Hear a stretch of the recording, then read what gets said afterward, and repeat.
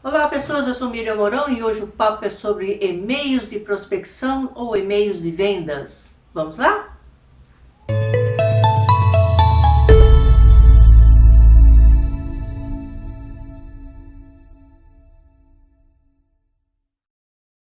Será que enviar e-mail de prospecção ainda funciona?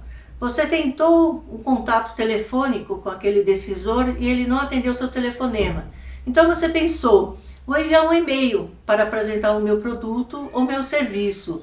Você enviou, mas também não teve resposta. A questão é a seguinte, um e-mail de prospecção funciona, mas ele tem que ser muito bem elaborado, tanto no assunto quanto no corpo do texto. Então hoje eu vou conversar um pouco sobre esse assunto e vou mostrar o que funciona e vou mostrar também alguns erros. Tudo bem? Bem, impossível falar de prospecção por e-mail sem falar de qualificação.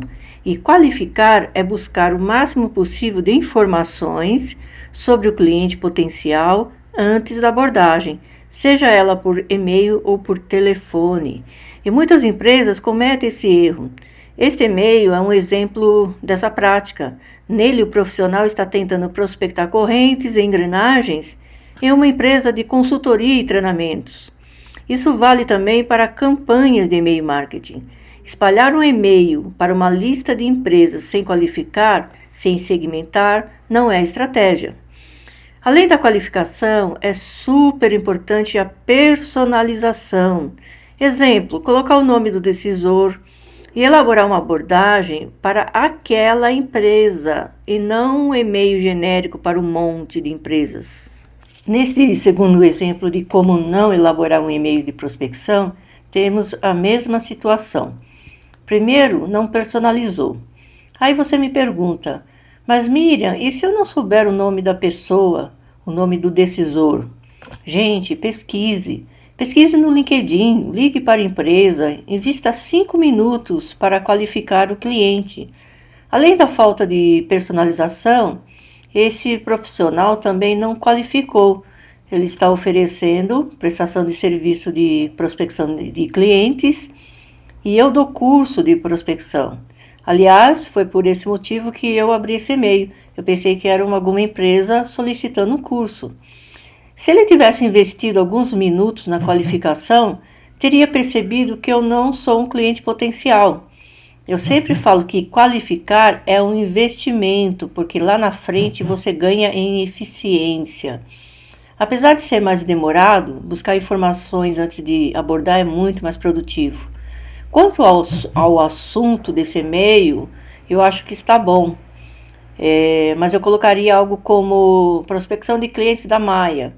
É sempre interessante colocar o nome da empresa, do cliente no assunto, porque isso vai despertar a curiosidade dele. Ele vai querer abrir o e-mail para ver por que o nome da empresa dele está sendo mencionado. Temos um terceiro exemplo, que também não personalizou, falou e não disse nada de específico. Ele fala em propor uma reunião para entender a minha empresa e vai me ajudar no entendimento da jornada do cliente. Quer dizer, um pouco confuso. A mensagem tem que ser muito clara. E esse caso tenha interesse, caso tenha interesse em entrar em contato, deve ser evitado.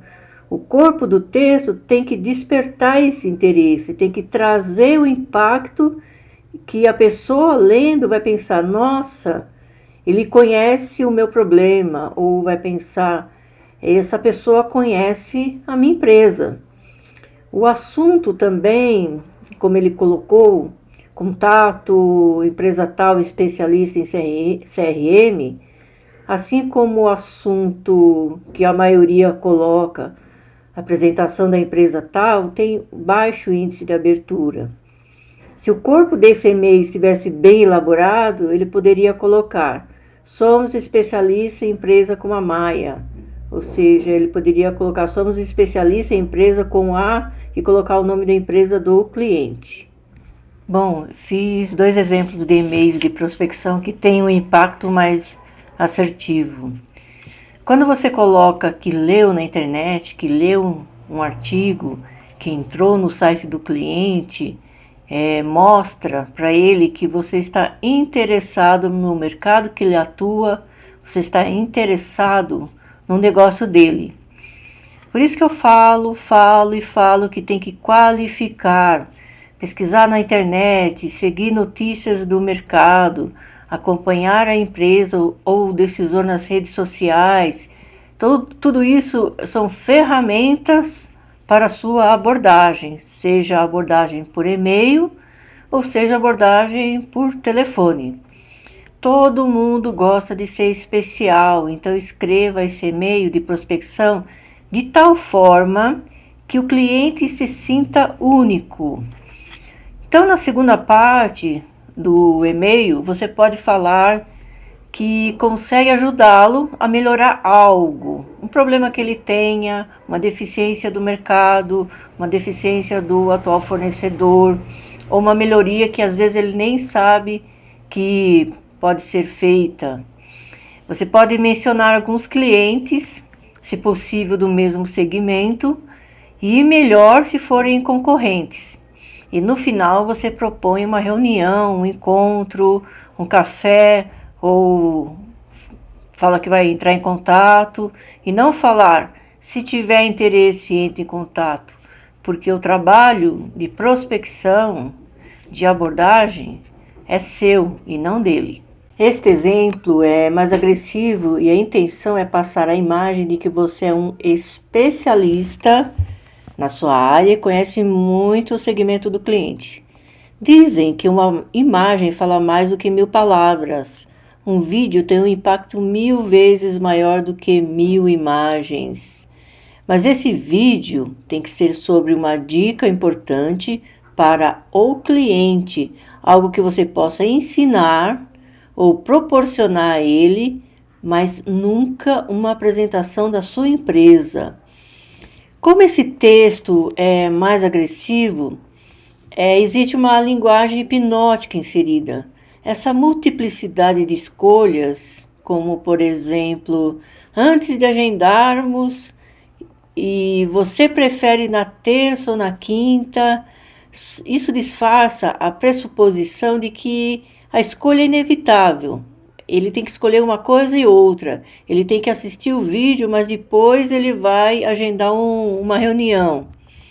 Mas em um próximo vídeo eu vou explanar melhor sobre isso, né, sobre a linguagem hipnótica ou ericksoniana e dar algumas dicas sobre esse assunto. Bem, pessoas, resumindo, um e-mail de prospecção tem que ser personalizado no assunto e no corpo, tem que fazer o cliente se interessar pela sua empresa e criar algum diferencial. Bem, eu espero que a dica de hoje tenha sido útil. Sucesso na sua prospecção por e-mail e tchau, tchau!